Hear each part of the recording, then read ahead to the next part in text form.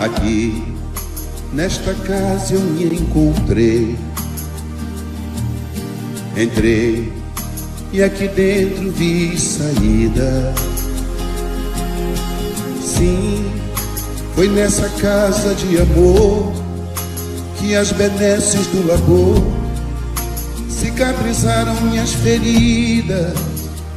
Depois de muitos e muitos passes, estudo e a água da paciência, religar e religuei, filosofiquei, tomei ciência. Aqui, nesta casa de oração, orei, pratiquei o Evangelho. Sim, foi nesse pouso espiritual que eu conheci a vida real. Rompi de vez com um homem velho. Depois de muitas e muitas preces, palestras e água da fé, religar e religuei. A casa, quando é santa, é posto de emergência, hospital de alma, dissipando dores, transcendentes traumas, frente de serviço que a todos levanta, pronto atendimento de Deus, oh Santa Casa Santa. Eu fiz amigos do peito, pessoas com quem posso contar. Atendimento fraterno, culto do Evangelho no lar. Sim, nessa oficina de Jesus, chorei cantando quanta luz, com as vibrações desse lugar. Depois de muitas e muitas quedas, me fortalecendo na fé, religar e reerguer. A casa, quando é santa, é posto de emergência, hospital de alma, dissipando dores, transcendentes traumas, frente de serviços que a todos levanta, pronto atendimento de Deus, oh Santa Casa Santa.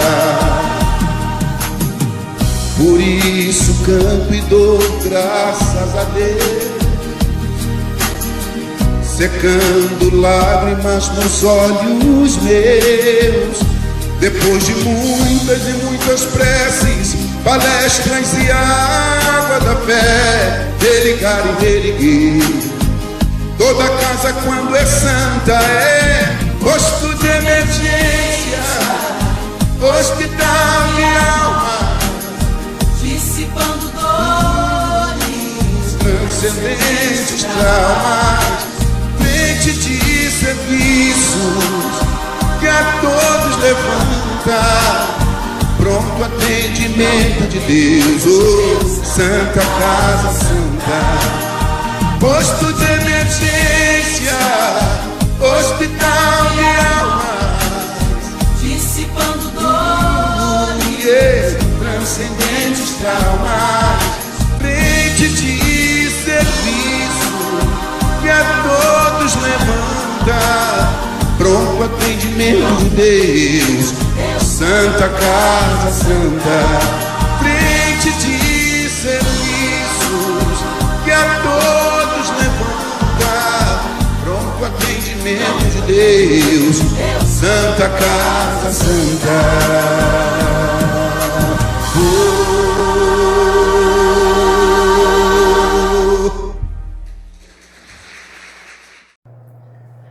Boa noite, queridos amigos, queridos irmãos. Mais uma vez estamos aqui juntos, para aproveitarmos essa grande oportunidade que estamos tendo para as nossas reflexões, para o nosso aprendizado. Então, nós hoje trazemos nossa querida irmã Olímpia, lá do Centro Espírita Joana d'Arc de Valença, que mais uma vez, como sempre, tão atenciosa nos convites, ela está sempre com a gente, nos ajudando nesses momentos de crescimento espiritual. E hoje, para que a gente possa começar com uma harmonização para a palestra que ela vai trazer, nós vamos ler hoje uma passagem do Evangelho segundo o Espiritismo, que é do capítulo 17, Sede Perfeitos. E o tema que nós vamos falar, o qual ela também vai tocar um pouquinho a respeito disso, é sobre o dever. O dever é a obrigação moral da criatura para consigo mesma, primeiro e em seguida para com os outros. O dever é a lei da vida. Com ele deparamos nas mais ínfimas particularidades, como nos atos mais elevados. Quero aqui falar apenas do dever moral, e não do dever que as profissões impõem. Na ordem dos sentimentos, o dever é muito difícil de cumprir-se, por se achar em antagonismo com as atrações do interesse e do coração. Não tem testemunhas as suas vitórias, e não estão sujeitas à repressão suas derrotas. O dever íntimo do homem fica entregue ao seu livre-arbítrio. O aguilhão da consciência, guardião da probidade interior, o adverte e sustenta. Mas, muitas vezes, mostra-se impotente diante dos sofismas da paixão. Fielmente observado, o dever do coração eleva o homem. Como determiná-lo, porém, com exatidão? Onde começa ele? Onde termina? O dever principia para cada um de vós exatamente no ponto em que ameaçais a felicidade ou a tranquilidade do vosso próximo. Acaba no limite que não desejais ninguém transponha com relação a vós. Deus criou todos os homens iguais para a dor. Pequenos ou grandes, ignorantes ou instruídos, sofrem todos pelas mesmas causas, a fim de que cada um julgue em sã consciência o mal que pode fazer. Com relação ao bem, infinitamente vário nas suas expressões, não é o mesmo critério. A igualdade em face da dor é uma sublime providência de Deus, que quer que todos os seus filhos, instruídos pela experiência comum, não pratiquem o mal, alegando ignorância de seus efeitos. O dever é o resumo prático de todas as especulações morais. É uma bravura da alma que enfrenta as angústias da luta. É austero e brando, pronto a dobrar-se às mais diversas complicações. Conserva-se inflexível diante das suas tentações. O homem que cumpre o seu dever ama a Deus mais do que as criaturas, e ama as criaturas mais do que a si mesmo.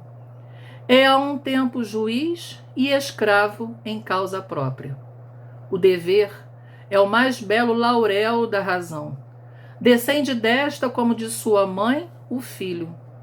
O homem tem de amar o dever, não porque preserve de males a vida, males aos quais a humanidade não pode subtrair-se, mas porque confere à alma o vigor necessário ao seu desenvolvimento. O dever cresce e irradia sob mais elevada forma, em cada um dos estágios superiores da humanidade. Jamais cessa a obrigação moral da criatura para com Deus. Tem esta de refletir as virtudes do Eterno, que não aceita esboços imperfeitos, porque quer que a beleza da sua obra resplandeça a seus próprios olhos. Essa mensagem foi de Lázaro e foi dada em Paris, 1863.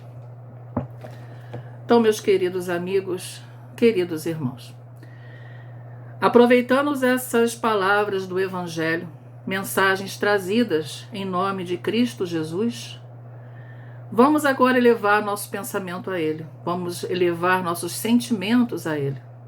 E vamos juntos. Querido Mestre, agradecemos por mais esta oportunidade, Senhor, que aqui estamos reunidos. todos em pensamento e sentimentos, cada um nos seus lares, mas aproveitando essas oportunidades que são trazidas para nós. Obrigado, Senhor, por este caminho que nos foi mostrado. Obrigado por essa luz que nos ilumina. Obrigada pelos teus passos como exemplos, Senhor. Envolva nossa irmã Olímpia. Envolva todos que estarão escutando neste momento. Em todos os locais, não só aqui no Brasil, a toda onde essa mensagem possa ser levada com a tua harmonia, com a tua paz. Obrigado, Senhor Jesus.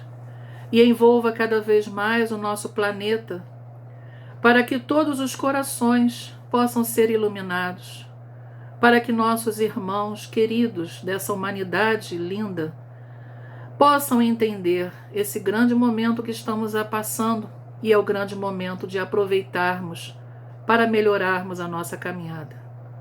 Esteja conosco, Senhor, envolva-nos na nossa compreensão, que tudo possa correr na tua paz na noite de hoje. Que assim seja, graças a Deus. E vamos à nossa querida palestra. Uma boa noite. Boa noite. É com muita alegria que nós estamos aqui, mais uma vez representando o Centro Espírita Casa da Paz, e nós agradecemos a generosidade dessa Casa Espírita de Miguel Pereira, que sempre nos acolhe, e nós desejamos que as nossas reflexões sejam úteis, que elas possam, de alguma forma, contribuir para os nossos estudos e para essa nossa compreensão de espíritos imortais que somos. Para o estudo desta noite, escolhemos do livro de Amélia Rodrigues, Mensagem do Amor Imortal, uma lição intitulada A Crise Mais Severa. Nas obras de Amélia Rodrigues, como nessa, essa autora iluminada, ela nos transporta à época de Jesus.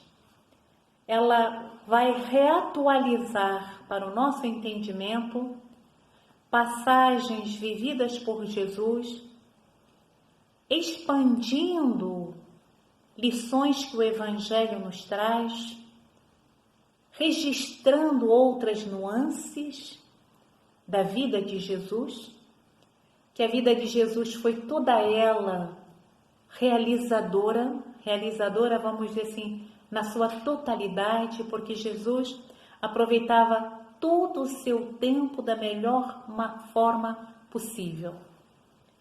E como acontece em várias outras passagens, em vários outros momentos da obra de Amélia Rodrigues, Jesus aparece sempre interagindo com os discípulos, com as gentes, e essa interação era tão rica que ela serve, ela nos traz ensinamentos. E num diálogo que é aqui trocado, nesse texto aqui, A Crise Mais Severa, nós vamos encontrar Tiago, um dos discípulos, e nos diz Amélia Rodrigues que Tiago, ele refletia sobre a magnitude da oportunidade de convivência com o Rabi. Não só Tiago, como os outros discípulos, como muitas outras criaturas, homens, mulheres, aqueles principalmente que eram marginalizados, eles conseguiam perceber que estavam diante de um ser com a qual elas nunca haviam estado antes, que estavam diante de uma oportunidade ímpar. As lições que Jesus trazia abria um panorama de experiências de aprendizados único. E diz aqui que ele refletia sobre a magnitude da oportunidade de convivência com o Rabi. Eles conviviam por 3 anos, eles conviveram quase todos os dias com Jesus, bebendo nessa fonte inesgotável. Da profundidade dos seus ensinamentos, que nem todos absorviam diretamente. E para absorver as lições de Jesus, é necessário que nós nos dispamos de ideias cristalizadas. Muitas vezes, lições assim tão belas, elas nos passam despercebidas, porque a nossa mente, ela está muito direcionada para um outro lado. Então, ela ainda não está em condições de poder penetrar naquele novo universo que se nos apresenta. Que nem todos absorviam devidamente, chegando a comover-se ante as perspectivas que se lhe desenhavam na mente em relação ao futuro. Naquele momento, porém, era imperioso informar-se mais. Tiago, ele queria usufruir mais daquela oportunidade ímpar, compreender o programa que estava sendo apresentado e equipar-se dos instrumentos próprios para a desincumbência das tarefas, que muitas vezes os discípulos, eles se questionavam e eles tinham essa percepção do distanciamento em relação ao Mestre. Eles viam o Mestre realizando curas, eles viam o Mestre num alcance de realizações dos quais eles ainda se sentiam impotentes. Mas eles tinham essa vontade sincera de também aprenderem. O que ele poderia aprender mais com o Mestre? E essa disposição de aprender, de querer saber, de querer se transformar, ela faz toda a diferença na vida de uma pessoa.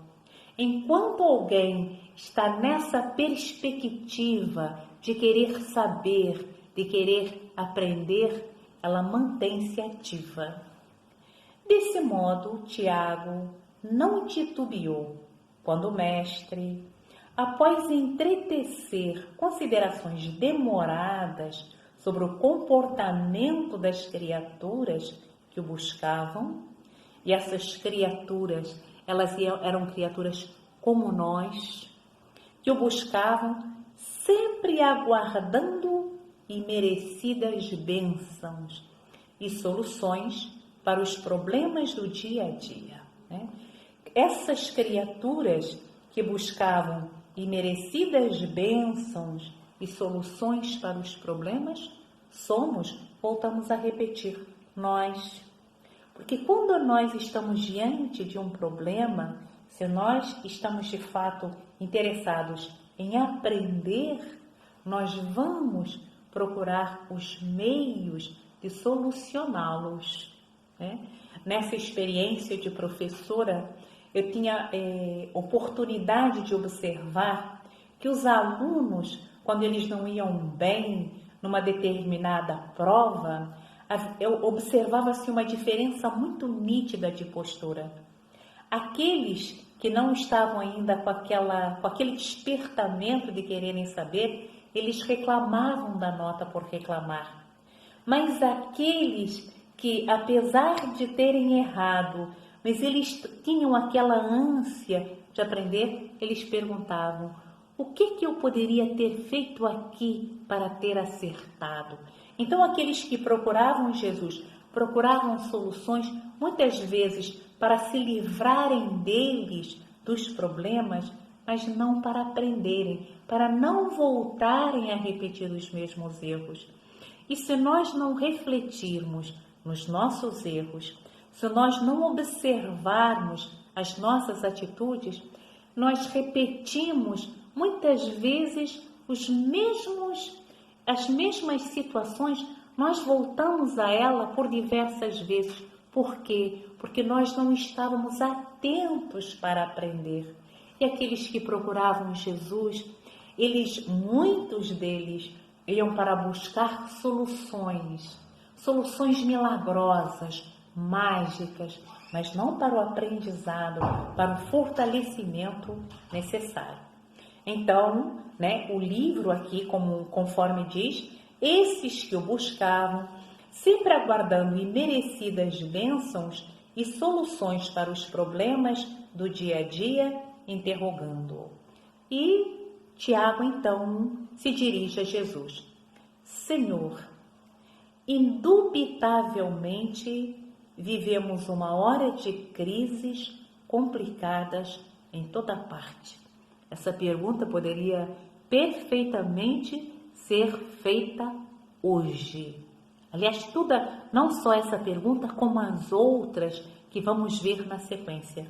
Senhor, indubitavelmente vivemos uma hora de crises complicadas em toda parte.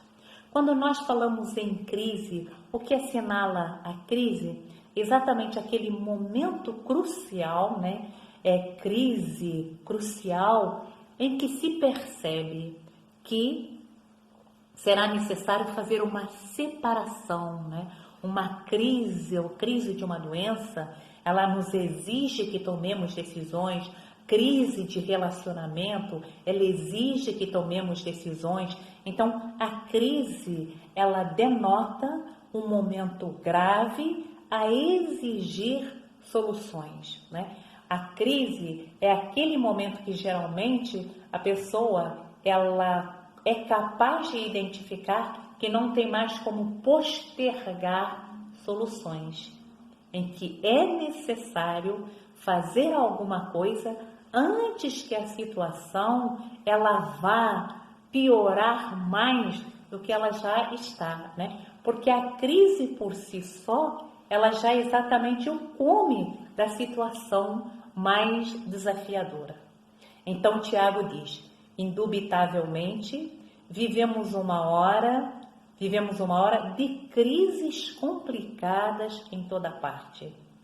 Roma esmaga Israel com impostos pesados.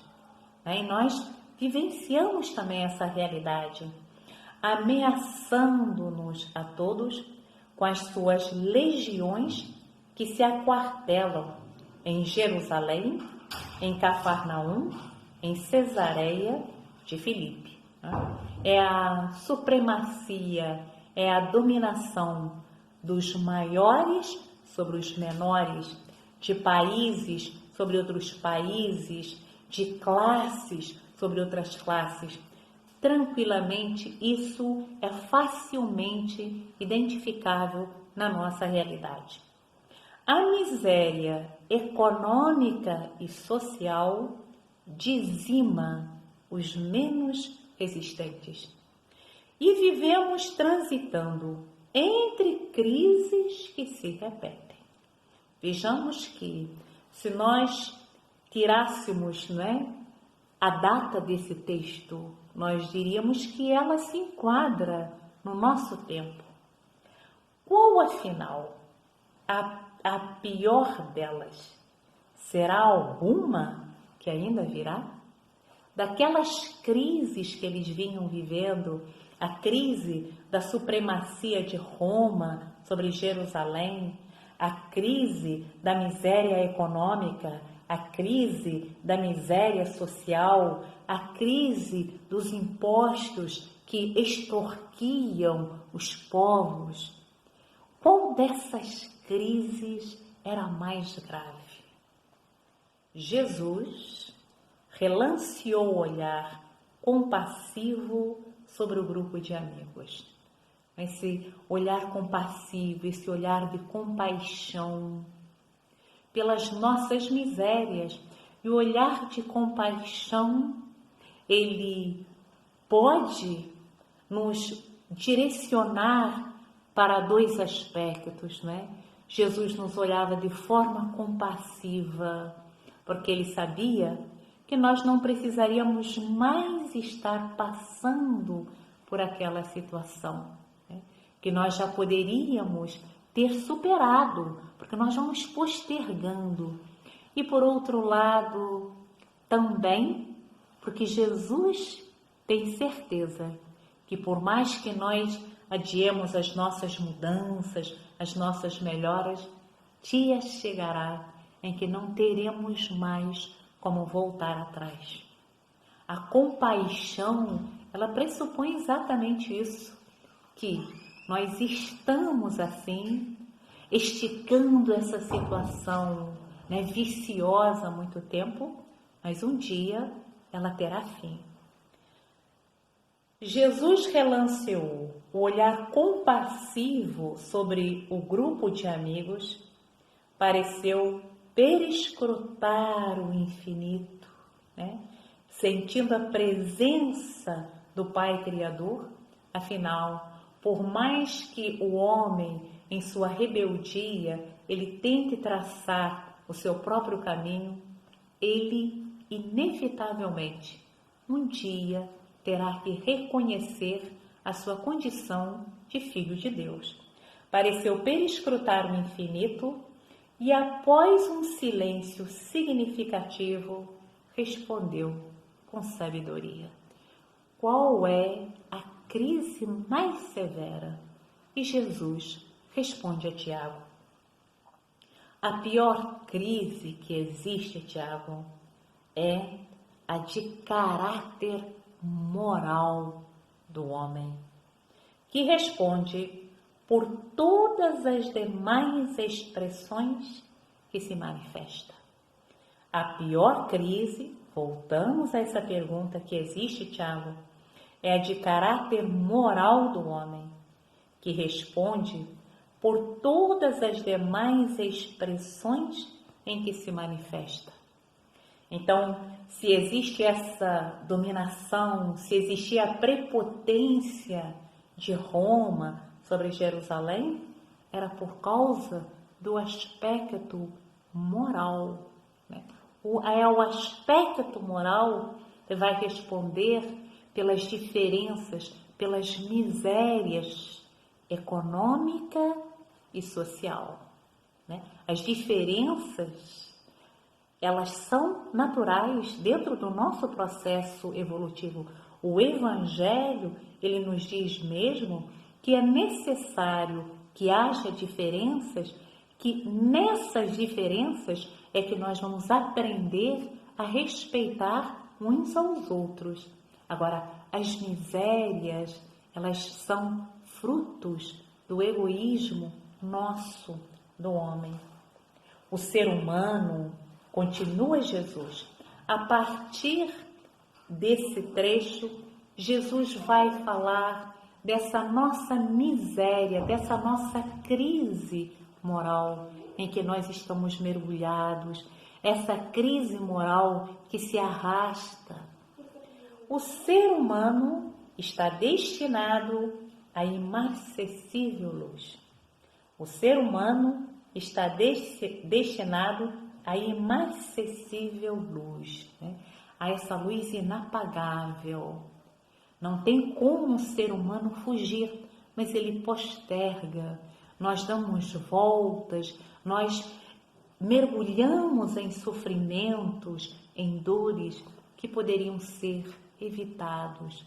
Muitas tragédias, elas poderiam ser cortadas do script de muitas existências, se nós fôssemos mais atentos, se nós não estivéssemos neste sono, é um sono prolongado que nos impede de abrirmos as nossas pétalas dos nossos olhos para a luz das grandes verdades, a verdade espiritual.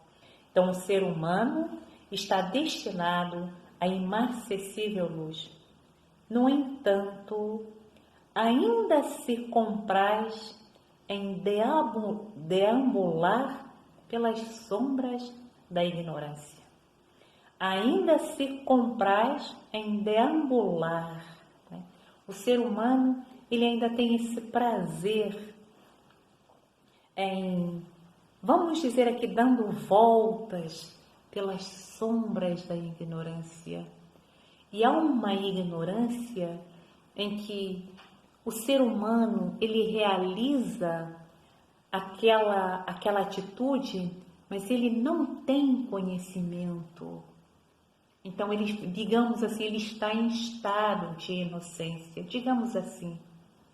Mas no nosso atual estágio, pelas sucessivas existências que nós já tivemos, nós não estamos mais nesse estado de inocência, quer dizer, nós já temos registrada na nossa mente fatos que nos apontam qual é o melhor caminho, né? Vamos procurar entender melhor o que nós quisermos, né? Temos a intenção de dizer.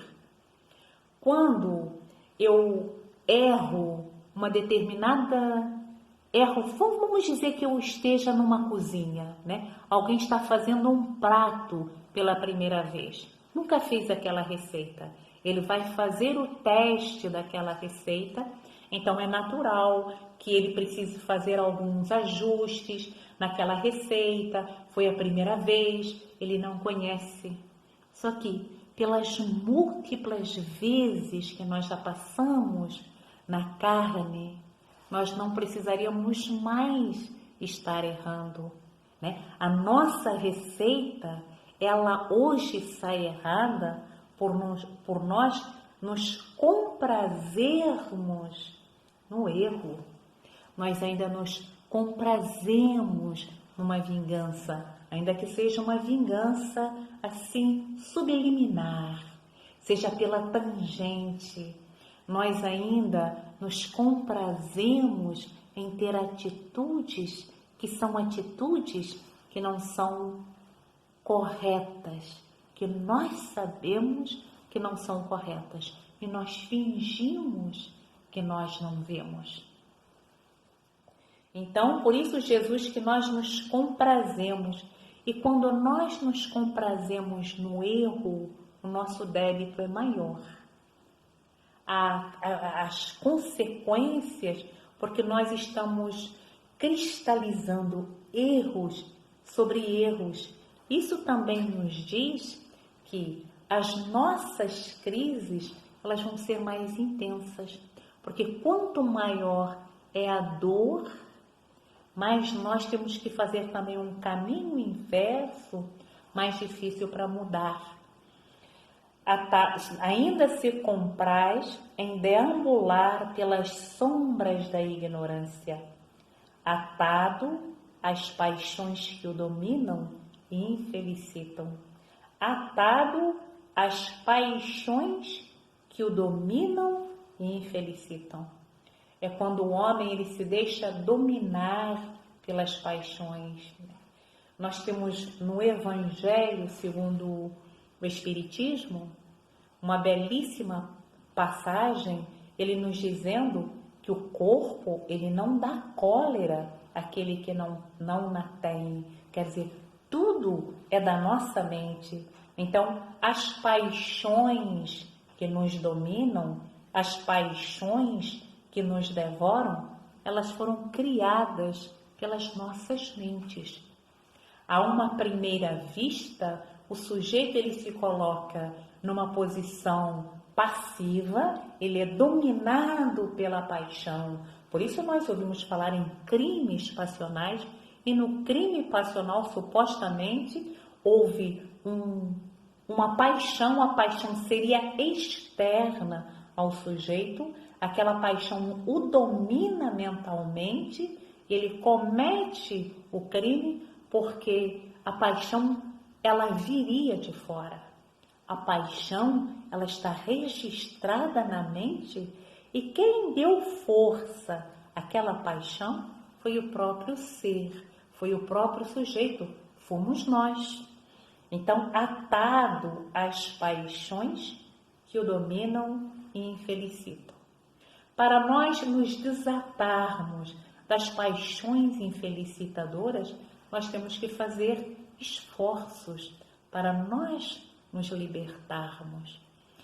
Quando nós atribuímos mais valor às coisas de fora, como se elas fossem responsáveis pela nossa felicidade, mas nós nos escravizamos.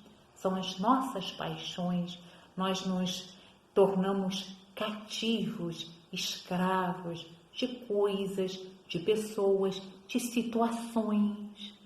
Pessoas que se apaixonam pelo passado, por alguma coisa que não volta nunca mais. Elas ficam lá atadas, amarradas, elas falam ali insistentemente daquele mesmo acontecimento, negando-se a continuar. A vida, ela é um rio e cada experiência, ela tem o seu tempo, ela tem o seu lugar. Cada experiência, ela pertence a um tempo e a um lugar. É natural que essa experiência, ela se espraie, que ela continue ainda por um certo percurso do rio, mas é natural que ela se dilua com o tempo, mas a mente muitas vezes ela se mantém atada e o aspecto moral, o que é esse aspecto moral que é a crise mais difícil que Jesus nos diz, né? Que essa é a crise mais severa da qual nós precisamos nos libertar. Meu Pai, diz Jesus, não deseja que o pecador desapareça, senão que o pecado que nele vive seja diluído. Para esse resultado, porém, faz-se-lhe imprescindível o esforço de transformação moral para melhor continuamente. Quer dizer, esse esforço é o esforço de transformação moral. Reconhece-se o verdadeiro espírita pelos esforços em domar as suas más tendências. É um esforço. E essas más tendências, elas não serão domadas da noite para o dia, mas nesse esforço continuado, no desejo sincero, onde a vontade, ela tem que ser determinante.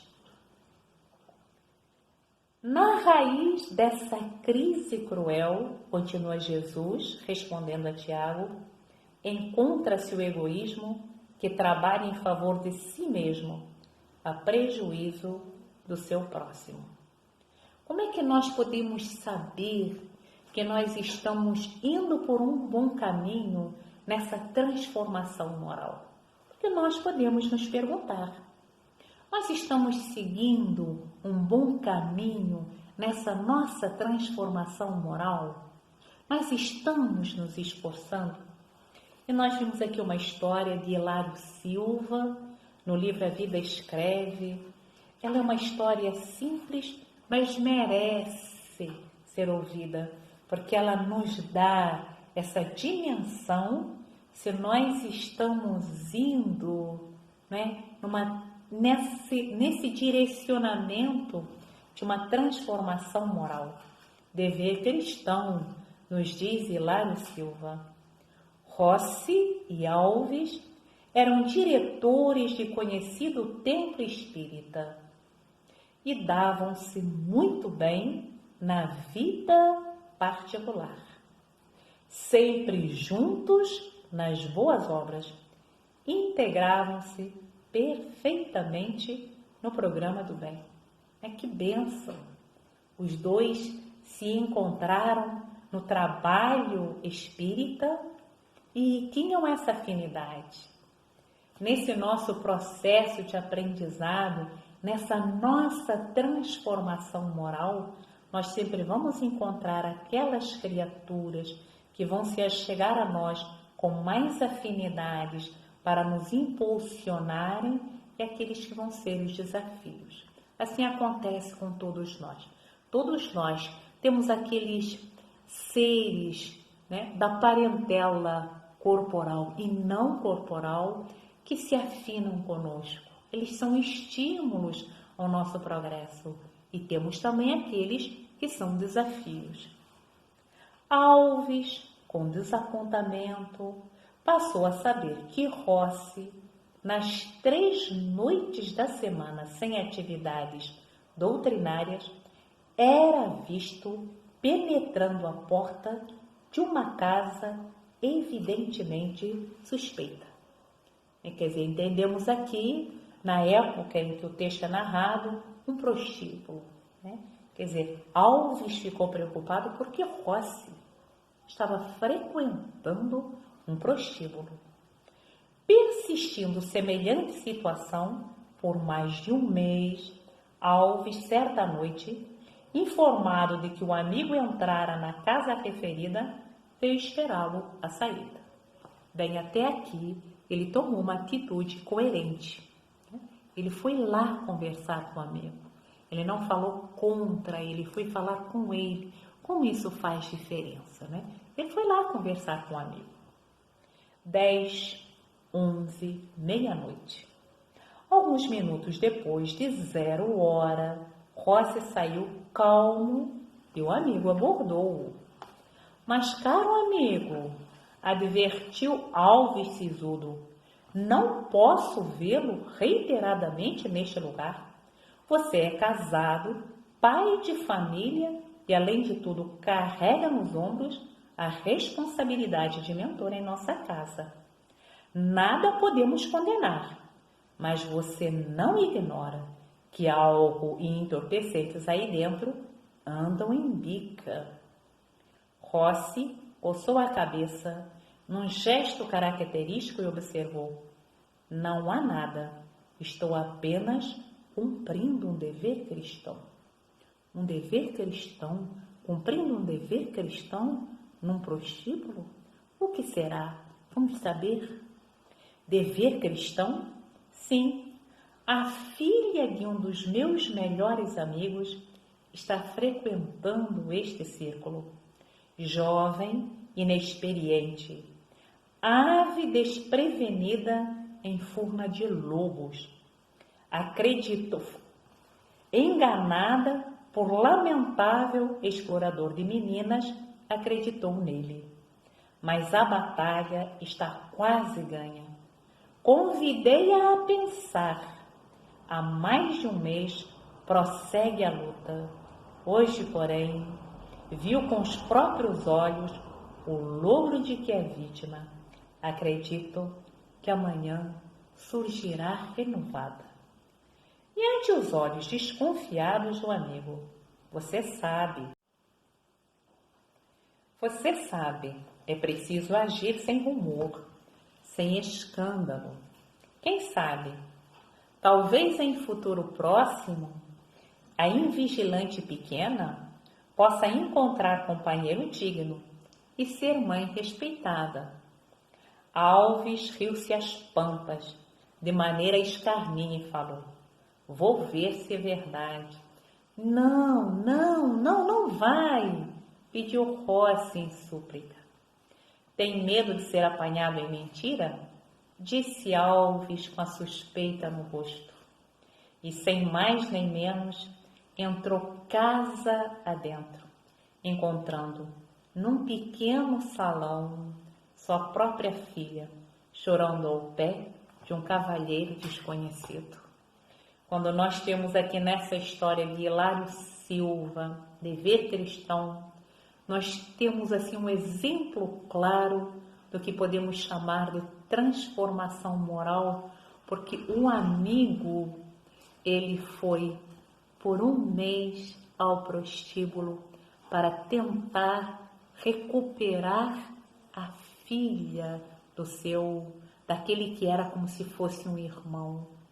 Quando se fala nesse aspecto moral, que nós falamos assim, mas o nosso problema é a crise moral, mas o que é? Como é que que termômetro é que nós podemos usar para nós mesmos, para nós mesmas, para sabermos se estamos indo em direção ao enfrentamento dessa crise, né? Para nós irmos sarando essa doença que, de acordo com Jesus, é a mais grave que existe.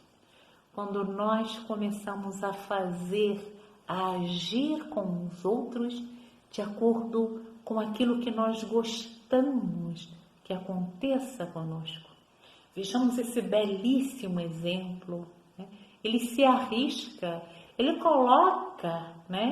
se coloca assim em xeque para ajudar, para tentar libertar a filha do próprio amigo. Quer dizer, é essa beleza. Quando nós falamos de moral, nós temos a compaixão, nós temos esses sentimentos que tornam bela a existência. Como é assim consolador, como o nosso coração ele vibra diante de gestos de compaixão, de amor, de perdão. Tudo aquilo que nós gostamos e precisamos para o nosso bem-estar, e nós procuramos agir e fazer isso com o outro, esse é o caminho moral, que não vai ser da noite para o dia. E nesse aspecto a doutrina espírita ela é muito clara. A natureza não dá saltos, mas é necessário que nós comecemos primeiro com passos tímidos, fazendo ensaios, mas que nós tenhamos continuidade nesse processo, porque não tem mais como retroceder. Jesus nos diz aqui, responde a Tiago, que a pior crise era a crise moral. Por isso Jesus diz, na raiz dessa crise cruel encontra-se o egoísmo, que trabalha em favor de si mesmo. Porque o egoísmo, ele ignora a dor do outro. Por isso, Tiago, ele catalogou lá miséria econômica, social, que dizima os menos resistentes, dizima, mata, aniquila, porque aqueles que não têm esse compromisso com as questões morais, eles ficam alheios ao que acontece com o outro, esquecidos de que se fosse com eles com certeza também não gostariam. Por isso, na lei da reencarnação, vamos precisar passar pela mesma situação que o outro, que nós infringimos, porque só assim nós despertamos que a dor que dói em nós também dói no outro. Na falta, portanto, de solidariedade, somente existem ambição e loucura, perturbação e desastre. E nós assistimos a essas questões. Vejamos se não é o retrato da nossa época: loucura, perturbação, desastre. As criaturas existem para que aprendam a conviver em paz, para que nós aprendamos a conviver em paz. E paz, nós já sabemos, não é sinônimo de estagnação, né? É de ação, mas é de ação pacífica.